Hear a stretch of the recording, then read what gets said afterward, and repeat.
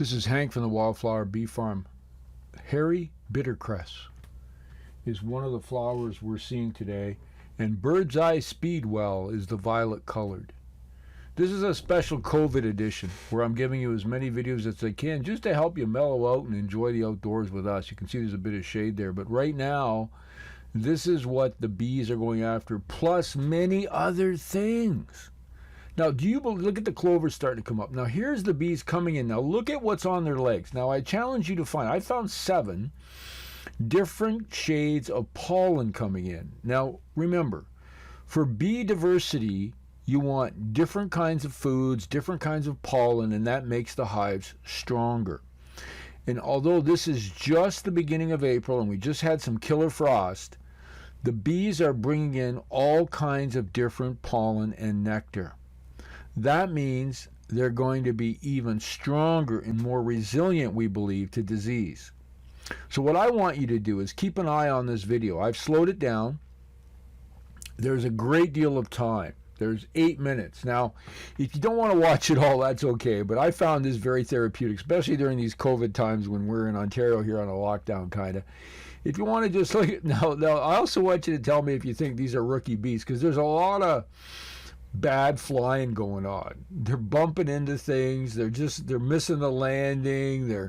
You'll see some of them crawl up with pollen on their legs because they missed the whole landing spot. So are these rookies? I think there's a lot of rookies here. But look at the different shades right there of pollen.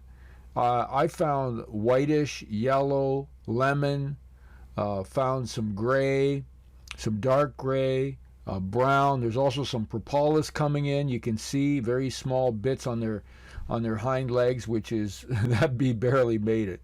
So this is oh wow, that bee just fell off.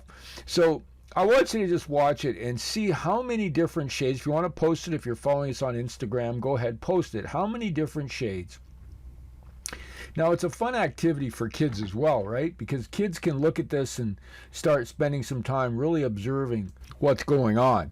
And this is really a testament to what we talk about honeybee survival, pollinator survival, and nature, where even though this is so early in the season, the bees do have a variety of different flowers, not just the 2 I mentioned, not just the hairy bittercress or the bird eye speedwell. There's also, look at that bee coming in. That looked like a reddish sort of orangey color. There's willows, different types of willows. There's still some different maples. The oak trees may be about. Now the oak are mainly for pollen. They don't, because they're self-pollinating. There usually isn't any, there is no nectar, but it's a pollen source.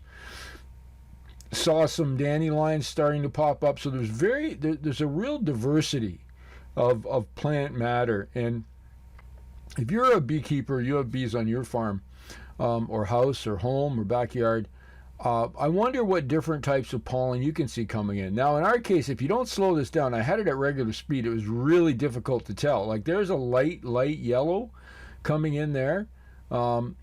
It's really difficult to see. Now, the livestock beekeeping circuit, usually the tradition is in the spring to give the bees pollen patties, they're called. And I did this my first few years of beekeeping because I thought that's what you're supposed to do. Well, look at the pollen come. Pollen patties are made from different byproducts, soybeans, corn. They add different things to it to make it attractive to bees. And it's not a natural occurring product. So that, I have a bit of trouble with that. Plus, there's another issue, not just with sugar syrup, because remember, bees are often fed. Look at that, was almost a red color there. Sorry, I'm interrupting there, but the bee, this guy's crawling up because she missed the landing spot.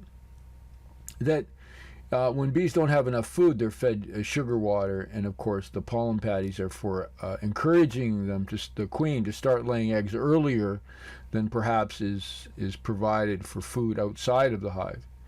And I think that one of the advantages to sort of letting this happen as we are, and we have a real luxury, I think, of habitat. Every day when I walk the farm, I'm amazed at the different, variety of habitat and diversity of food that they have that you can't get if you're simply putting them in a backyard perhaps, or putting them on a farm that's seriously farmed. So while the livestock folks do it, and that's great because they're going to get more honey production, in our case, we're not concerned about that. We want our bees to learn.